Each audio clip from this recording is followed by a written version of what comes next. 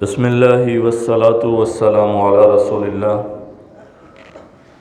حضور صلی اللہ علیہ وآلہ وسلم جب صفا پہاڑی پہ دعا سے فارغ ہوئے اور انصار مدینہ کی بے چینی کو دور کیا کہ میں تمہارے پاس ہی رہوں گا، مکہ میں قیام نہیں کروں گا، اس کے بعد آپ صلی اللہ علیہ وسلم صفا پہاڑی پہ ہی بیٹھ گئے، تشریف فرما ہوئے۔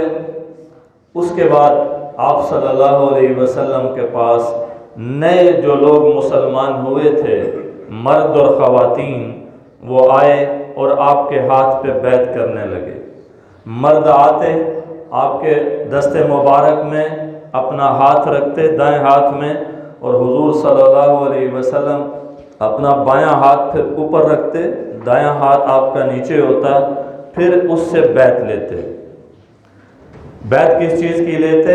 کہ اللہ کے علاوہ کسی کی عبادت نہیں کرو گے، اور حضور صلی اللہ علیہ وسلم کو اپنا نبی اور رسول مانو گے، اور ہمیشہ رسول صلی اللہ علیہ وسلم کی اطاعت کرو گے، اور بوقت ضرورت اللہ کے راستے میں جہاد کرو گے۔ یہ مردوں سے بیعت ہوتی تھی۔ جب خواتین آپ صلی اللہ علیہ وسلم کے پاس آئیں تو خواتین سے بیعت لینے کے دو طریقے تھے۔ میرے پیغمبر نے زندگی بھر کسی غیر محرم کو نہیں چھوا، غیر محرم کو ہاتھ نہیں لگایا، حالانکہ آپ باپ کی حیثیت رکھتے ہیں امت کے لیے۔ وَأَزْوَاجُهُ أُمَّهَاتُهُمْ، نبی کی بیویاں تمہاری مائیں ہیں، تو جب حضور کی بیویاں ماؤں کی حیثیت رکھتی ہیں تو حضور ظاہر ہے پھر باپ کا مقام رکھتے ہیں۔ ہر اس لڑکی کے لیے جو جوان ہے یا بوڑھی ہو چکی ہے، کوئی خاتون بن چکی ہے، اس کے لیے بھی حضور باپ کی حیثیت رکھتے ہیں۔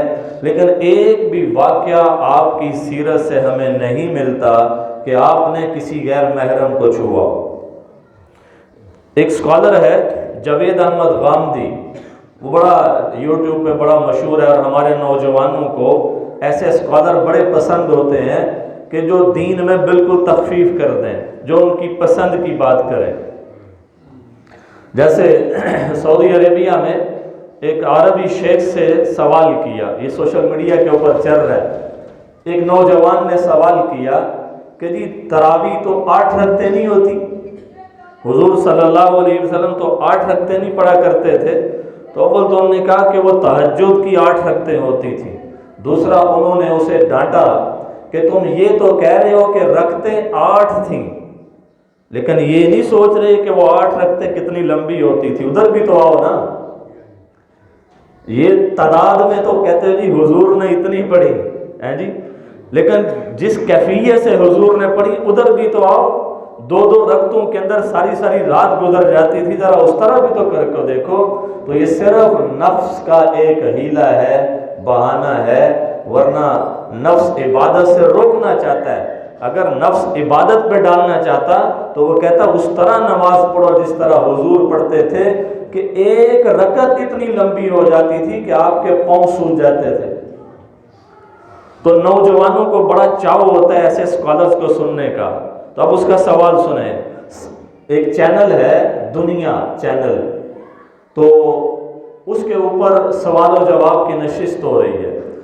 تو وہ جو اینکر ہے اس نے سوال کیا جاوید احمد غامدی سے، اگر کوئی غیر محرم کالج میں، یونیورسٹی میں لڑکے لڑکیاں اکٹھے پڑھتے ہیں، تو اگر کوئی کسی غیر محرم لڑکی سے ہاتھ ملا لے، اس کے بارے میں اسلام کیا کہتا ہے؟ تو اس نے کہا جی کوئی بڑی بات نہیں ہے، کوئی منع نہیں ہے اسلام میں غیر محرم کو چھونا، غیر محرم سے ہاتھ ملانا یہ منع نہیں ہے۔ ہاں جی، اس نے یہ کہا۔ اب ظاہر ہے یہ جواب جب کسی پاکستانی نوجوان کو ملے گا تو وہ کہے گا لو جی ہاتھ بھی ملا سکتے ہیں، گلے بھی مل سکتے ہیں، پھر تو کوئی بات ہی نہیں ہے، کیونکہ ہاتھ ملاؤ تو ہاتھ کے گناہ معاف ہوتے ہیں، اور گلے ملو دوسرے مسلمان کے تو سارے گناہ معاف ہو جاتے ہیں۔ پھر تو وہ حدیث سے بھی استدلال کر لے گا کہ جو کوئی مسلمان 2 آپس میں ملتے ہیں، گلے ملتے ہیں، تو پورے جسم کے گناہ ان کے جھڑ جاتے ہیں۔ تو آج کا نوجوان تو پھر وہاں سے استدلال کرے گا۔ تو اس لیے ایسے اسکالر سے اپنے آپ کو بچانا چاہیے کہ جو دین کا حلیہ ہی بگاڑ دیں۔ میرے پیغمبر نے ساری زندگی کسی غیر محرم کو نہیں چھوا، حالانکہ اگر آپ چھوتے بھی تو کیا آپ نے شہوت سے چھونا تھا؟ معاذ اللہ، جو یہ کہے گا وہ تو دائرہ اسلام سے خارج ہو جائے گا کہ پیغمبر کے اوپر اتنا بڑا بہتان لگائے گا۔ تو حضور صلی اللہ علیہ وسلم، اور آج کل کے پیر ہیں جو خواتین سے دبواتے ہیں، یہ کیسی پیری مریدی کہ پیر صاحب کو دبا رہی ہیں۔ اور آج کل کے دور میں جاہل لوگوں کے جو جاہل پیر ہیں، جو جتنا بڑا ننگا ہے وہ اتنا ہی بڑا کہتا ہے پونٹی سرکار، وہ انہوں کپڑے دی کوئی لوڑ نہیں۔ لو جی، میرے پیغمبر سے بڑے پیر کون ہے؟ مولا علی سے بڑے پیر کون ہیں؟ تصوف کے اندر دو سلسلے ہیں، ایک نقش بندی سلسلہ ہے، ایک چشتی سلسلہ ہے، آگے پھر مختلف سلسلے بنے ہیں، بنیادی طور پہ تصوف کے دو سلسلے ہیں۔ ایک چشتی سلسلہ جس کی لڑی کہاں تک جاتی ہے؟ حضرت علی رضی اللہ تعالی عنہ تک۔ الحمدللہ میں جس سلسلے سے منسلک ہوں وہ مولا علی والا سلسلہ ہے۔ اے بھی کہ کانچ گل پا دیو کہ مولا علی نوں مانتے نے ہو۔ ہاں جی، میرا جو سلسلہ ہے، جس سلسلہ تصوف سے میرا تعلق ہے وہ سلسلہ چشتیہ ہے۔ حضرت علی رضی اللہ تعالیٰ عنہ، تو حضرت علی تو ہمارے پیر ہیں۔ دوسرا سلسلہ ہے نقش بندی۔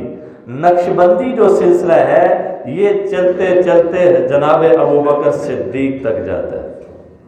یہ بنیادی دو سے، اور آگے حضرت ابو بکر سے پھر حضور صلی اللہ علیہ وسلم، حضرت علی سے پھر حضور صلی اللہ علیہ وآلہ وسلم۔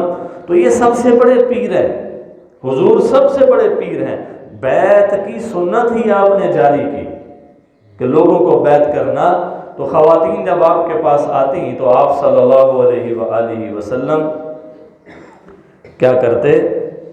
دو طریقے تھے۔ ایک طریقہ یہ تھا کہ ایک کپڑا پکڑتے، اس کپڑے کا ایک کونا اپنے ہاتھ میں رکھتے، دوسرا کونا اس عورت کے ہاتھ میں رکھتے۔ یہ آپ کا طریقہ تھا۔ پھر آپ کلمات دہراتے، ہاں جی، کہ تم جو ہے اس بات کا اقرار کرو کہ شرک نہیں کرو گی، تم اس بات کا اقرار کرو کہ چوری نہیں کرو گی، زنا نہیں کرو گی، اور اس بات کا اقرار کرو کہ اپنی اولادوں کو قتل نہیں کرو گی، اور اس بات کا اقرار کرو کہ تم اپنے ہاتھوں اور اپنے پاؤں کے درمیان سے کوئی خیانت نہیں کرو گی، اور اس بات کا اقرار کرو کہ اللہ کے رسول کی نافرمانی نہیں کرو گی، اللہ کی نافرمانی نہیں کرو گی۔ ان چیزوں سے خواتین سے بیعت لیتے تھے، اور آپ دہراتے، خاتون دوسری طرف کھڑی ہوتی، وہ بھی انہی الفاظ کو دہرایا کرتی تھی۔ دوسرا طریقہ حضور کا یہ تھا بیعت لینے کا کہ ایک پیالہ منگواتے، اس میں پانی ہوتا، تو پانی میں آپ ہاتھ ڈبو کے اپنا دست مبارک باہر نکال لیتے، پھر اس خاتون کو کہتے کہ تم بھی اس میں اپنا ہاتھ ڈبو کے ہاتھ کو تر کر لو، اور جو کلمات میں کہتا ہوں وہ کلمات دہرا لو۔ یہ طریقہ تھا حضور صلی اللہ علیہ وسلم کے بیعت کا۔ اس لیے ہم اپنے آپ کو دین کے تابع کریں، دین کو اپنے مطابق ڈھالنے کی کوشش نہ کریں کہ جس طرح میری خواہشات ہیں۔ اسی لیے تو یہودیت کا بیڑا غرق کر دیا ان کے یہودیوں نے، عیسائیت کا مذہب جو تھا اس کو بدل دیا۔ کیوں؟ خواہشات کے مطابق، اپنی اپنی خواہشات کے مطابق دین کو لیا انہوں نے، اور دین کو لے کے چلے، دین ختم ہو گیا۔ لیکن اللہ کا وعدہ ہے کہ دین اسلام قیامت تک کے لیے ہے، اور فرمایا کہ یہ کبھی بدلے گا نہیں۔ جو لوگ اس کو بدلنا چاہیں گے، اللہ ایک جماعت کو حق پہ قائم رکھے گا کہ لوگ دین میں جو کانٹ چھانٹ کریں گے وہ اس کو درست کر دیں گے۔ جیسے ایک دیوار ہے، کوئی آتا ہے اس کی اینٹ کو گرا دیتا ہے، اس کی دو چار اینٹیں گرا دیتا ہے، ہاں جی، یا اس کے اوپر اور چیزیں لگا دیتا ہے، تو کوئی بندہ آ کے اس کو صاف کر دے۔ یہ اس گروہ کی مثال ہے کہ جو خالص دین کو لے کے چل رہا ہے، اور میرے نبی کی حدیث کے مطابق یہ گروہ ہمیشہ قیامت تک چلتا رہے گا، اور جس دن یہ گروہ دنیا سے ختم ہو جائے گا اس دن اللہ تبارک و تعالی وہ اس دنیا کے نظام کو ہی ختم کر دیں گے، اس نظام کو لپیٹ لیا جائے گا۔ اس لیے حضور کے عمل سے پتہ چلا کہ غیر محرم کو چھونا یہ جائز نہیں ہے۔ دیکھنا بھی جائز نہیں ہے، نظر بھر کے دیکھنا بھی جائز نہیں ہے۔ اب کچھ لوگ حوالہ دیتے ہیں مفتی عبد القوی کا، مفتی عبد القوی، تو یہ مفتیوں کے اندر یہ بھی ایک مفتی ہے، مفتہ ہے، تو وہ ظاہر ہے اسی طرح کا واہیات خواتین کے ساتھ اس کی ویڈیوز ہیں، تو لوگ ہمیں کہتے ہیں لو وہ بھی تو مفتی ہے نا، تو یہ تو مولویوں کر لے وہ تو مفتی ہے، تو وہ دیکھو نا جناب وہ یہ ویڈیوز وہ بیبیاں نو چھیڑ رہا ہے، انہوں نے جناب انہوں نے غلط حرکتیں کر رہا ہے، تو بھائی اس سے جائز ہونا ثابت نہیں ہوتا کہ اس سے جائز ہونا ثابت ہو جائے گا۔ اب یزید نے حضرت امام حسین کو اور ان کی اولاد کو قتل کروایا، تو اس کا مطلب یہ ہے کہ سادات جہاں ملیں گے ان کو قتل کر دیا جائے گا۔ جو غلط ہے وہ غلط ہے، غلط کو غلط کہنا سیکھیں اور جو صحیح ہے اس کو صحیح ماننا سیکھیں، یہی اسلام کا فلسفہ ہے۔ تو ہمارے پیغمبر صلی اللہ علیہ وسلم نے جو تعلیمات دی ہیں وہ تعلیمات بڑی خوبصورت ہیں، مردوں کے لیے بھی خواتین کے لیے بھی۔ تو یوں آپ صلی اللہ علیہ وسلم نے مردوں کو بھی بیعت فرمایا اور خواتین کو بھی بیعت فرمایا۔ یہاں سے ایک چیز کا اور پتہ چل گیا کہ بیعت کرنا یا بیعت ہونا یہ ہمارے نبی کا سنت عمل ہے۔ کچھ لوگ یہ بھی کہتے ہیں جیسے جاوید احمد غامدی اور مرزا محمد علی انجینئر جیسے لوگ سوشل میڈیا کے اوپر یہ بھی کہتے ہیں کہ یہ بابو نے دین کا بڑا غرق کر دیا۔ بابے جو ہیں، بابو سے مراد اللہ کے ولی خواجہ معین الدین چشتی اجمیری، حضرت داتا گنج بخش رحمۃ اللہ علیہ، ہاں جی، بڑے بڑے اولیاء، حضرت غوث پاک رحمۃ اللہ علیہ، یہ بڑے بڑے اولیاء کرام ہیں جن کو وہ کہتے ہیں انہوں نے دین کا بڑا غرق کر دیا معاذ اللہ، ہاں جی، حالانکہ یہ دین کو پھیلانے والے ہیں۔ تو بیعت کرنا اور بیعت ہونا یہ ہمارے نبی کی سنت ہے۔ بیعت کرنا، حضور بیعت کرتے تھے، صحابہ بیعت ہوتے تھے حضور کے ہاتھوں کے اوپر۔ جب بھی کوئی شخص نیا مسلمان ہوتا حضور کے ہاتھ میں ہاتھ دے کے وہ بیعت کرتا تھا، اور پھر وہ حضور صلی اللہ علیہ وسلم کی بتائی ہوئی ہدایات کے مطابق چلتا تھا۔ اس لیے یہ جو مشہور ہے نا کہ جس کا کوئی پیر نہیں اس کا پیر شیطان ہوتا ہے، کسی قدر یہ بات درست بھی ہے۔ اس کی وجہ یہ ہے کہ پیر ہوگا نا تو بندہ اس سے رہنمائی لیتا رہتا ہے، ہاں اس کی رہنمائی میں چلتا ہے، اس سے پوچھ لیتا ہے کہ میرے اندر یہ برائی ہے تو میں اس برائی کو کیسے ختم کر سکتا ہوں۔ تو اس لیے یہ بڑا ضروری ہے۔ لیکن یہ ہے کہ پانی پیو پون کے تے پیر پھڑو چون کے، یہ بھی ہے کہ وہ بندہ پیر پھڑے جو خود شریعت کا پابند ہے، جو یہ کہے کہ ساڑھے دن نماز کوئی نہیں جناب نا اسی پڑھ لیا نے، روزہ کوئی نہیں، پیر صاحب کھا رہے ہیں روزے دے وچ، پیر صاحب ہے کی گل لے جڑا روزہ آسان رکھیا تھوڑی سمجھ نہیں آ سکتا، وہ پیر نہیں ہے، وہ پیر نہیں۔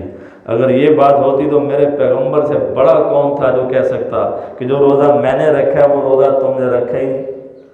تو پیر پکڑنا چاہیے، لیکن وہ پیر پکڑنا چاہیے جو شریعت کا پابند ہے۔ نماز ہوئی تو پیر صاحب اٹھ کے جماعت کروائیں، وہ پیر ہے۔